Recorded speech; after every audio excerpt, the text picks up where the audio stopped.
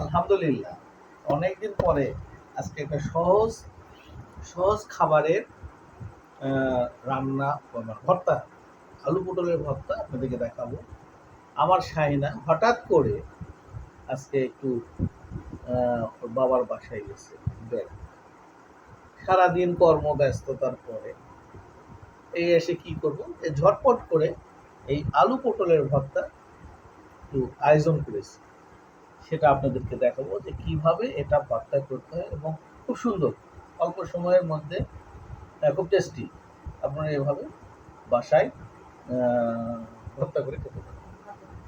হ্যাঁ, এটা এমনিও সিদ্ধ করতে পারবেন, ভাতেও তো সিদ্ধ করতে পারবেন, ভাতের মধ্যে আলু পটল দিয়ে। আমার সায়না থাকলে এর থেকে আরো ভালো। এই যে লবণ নিয়েছি, শুকনা মরিচ, পেঁয়াজ, সঙ্গে কিন্তু কাঁচা মরিচ নিয়েছি, পটল আর আলু। সদস্য কম তো, যার জন্য। আর এই যে সরিষার তেল, এইভাবে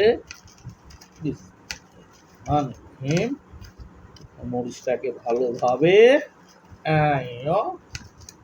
একবারে মাখাইয়ে নিতে হবে। একবারে এইভাবে সহজ উপায়, একেবারে সহজ, এত টেস্টি। আমার শাইনা আমাকে শিখাই দিয়েছে এটা।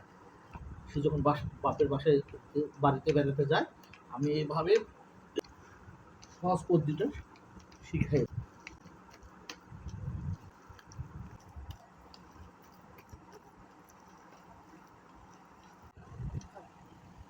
এই এখন ভর্তা হয়ে গেছে, এই ভাতের সঙ্গে মিশাই নিলাম। মিশাই নিয়ে বিসমিল্লাহ,